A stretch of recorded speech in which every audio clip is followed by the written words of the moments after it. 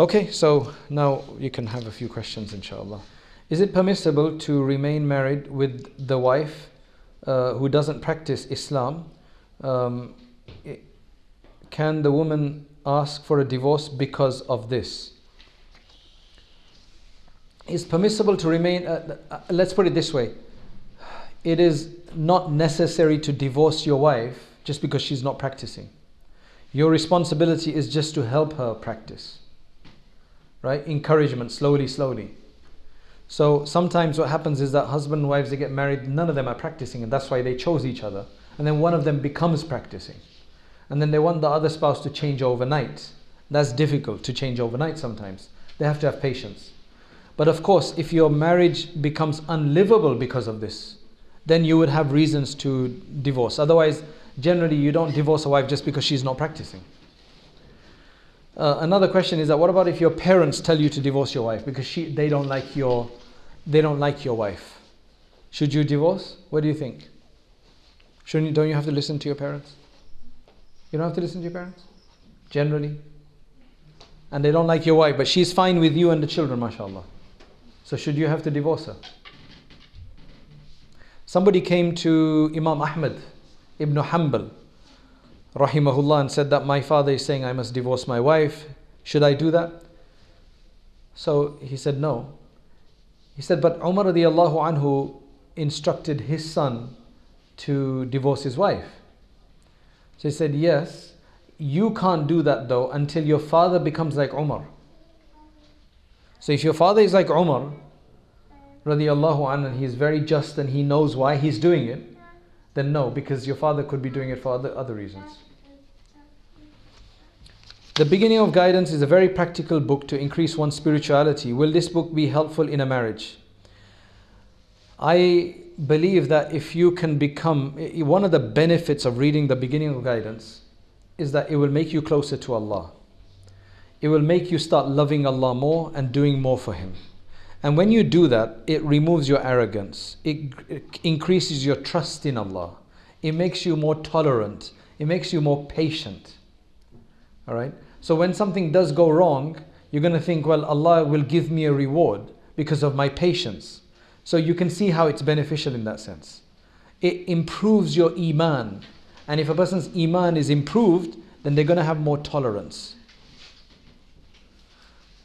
Can you recommend a work which explains the rights of a husband and the rights of the wife? The fard, the sunnah, the mustahab. I don't know how useful those books are. Because marriage is not about rights. Marriage is about making it work and the sacrifice. But there are some good books on this subject. And one of them is by one of my teachers, Maulana Abdur-Rahim Sahib. He's written a book called A Gift of Nikah or something like that. And he's got all of these categorizations in there. MashaAllah, it's a very useful book. My book is going to be very different to that. Mine is not going to be based on the fiqh of, this is wajib, fard and whatever. Some of it will be like that. But mine is going to be more practical, pastoral, advice based of the different stages of marriage. Right? But A Gift of Nikah, you can probably find it on his website, tafsirrahimi.com or Rahimi Publications or something like that. I had a brief look at it. I received it recently. And then I think Mufti Muhammad deals with a lot of that in his marriage courses. I don't know if there's one online. And I don't know if he's covered it in his 40 collection of hadith on that. I'm not sure. But that would be a book that you can look at for now, at least. Women can be very emotional from time to time. How do men deal with this? Allahu Akbar. Allahu Akbar. Women, may Allah bless them, may Allah reward them, they go through numerous hormonal changes. Numerous. I don't know what the statistic is, but there's a huge statistic of women who suffer from postnatal depression. All right? Not just that, every month, PMT, premenstrual tension. You'll be wondering, why is she acting like that? We were completely fine yesterday. Today she's so sensitive. And you're like, what's wrong? When you first get married, when you first experience this. And then 2 days later, she's perfect again. And you have to realize that this is hormone. This is what I believe, that whole hadith about crooked rib and all of that comes in there. You're going to have to just be patient. Whoever's asking this question, you're going to have to be patient. All right, because these are hormone change. Now, you could tell them to take evening primrose oil. There are remedies for these kind of hormonal imbalances. So for women, they should own up to this, and they should try to get natural therapies to try to help them control those emotions. But if a wife is trying, then the husband just needs to be more patient with that. This is the struggle of a marriage, and that's why marriage is half of your deen, by the way.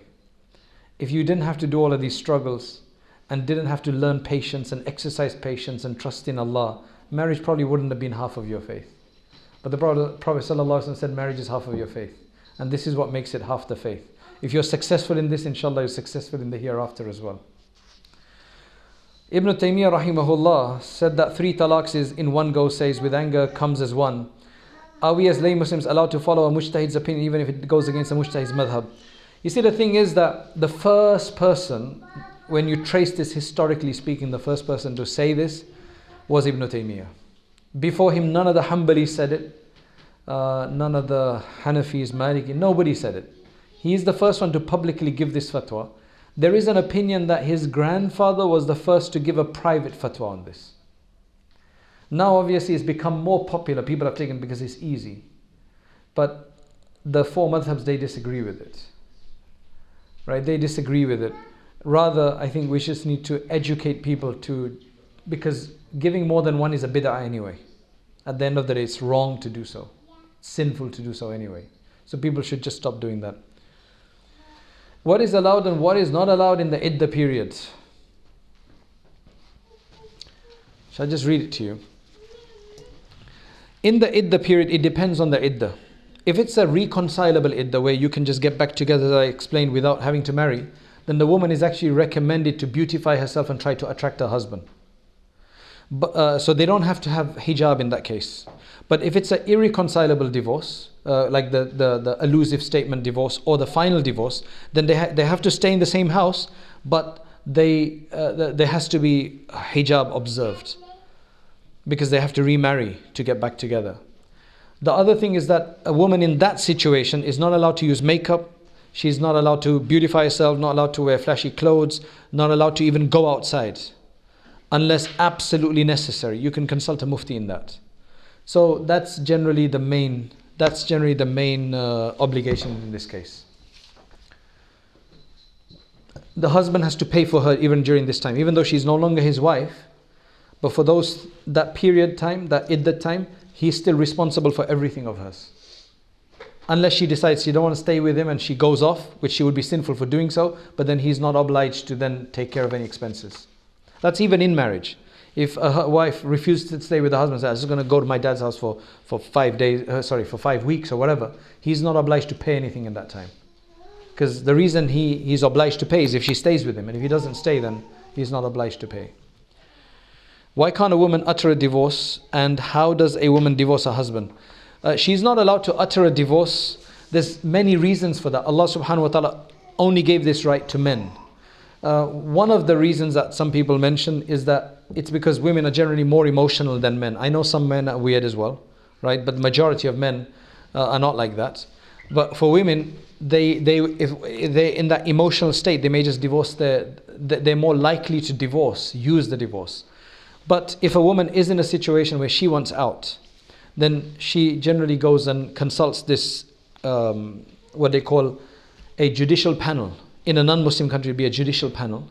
In a Muslim country, it'd be the judge, and says, look, I don't want to stay with him because of X, Y, and Z reason. They will look into that case, and they will say, okay, force the husband to give a divorce, or if he doesn't give, then they will dissolute the marriage, or they will say that, no, you don't have valid reasons to do that. But then they would say the same thing to a husband, and they would tell him off if he divorced without a reason as well. But we're living in a non-Muslim country, so there's nobody to tell the husband off except the scholar in the masjid, and he doesn't listen to him. If your husband tells his wife, you are divorced, while there is a witness, but then goes back saying, she made me say, absolutely. If you're, a lot of husbands, they say, oh, she made me say it. So what? It's done now. It was up to you to say it. She wasn't going to kill you. And even if somebody's going to kill you and you have to do divorce, that will still be a divorce. unless you write it, then it won't be divorce. So if somebody's forcing you to divorce, like a serious force, and you write it, then that divorce doesn't occur. But if you say it, it will. So you just say, look, let me write it. Then that divorce won't occur. That's a loophole. But to say that my wife was forcing me, meaning she just kept saying, she kept bothering me, she kept nagging me, where's the divorce then? You just don't want to do divorce, believe me. You don't want to play with it.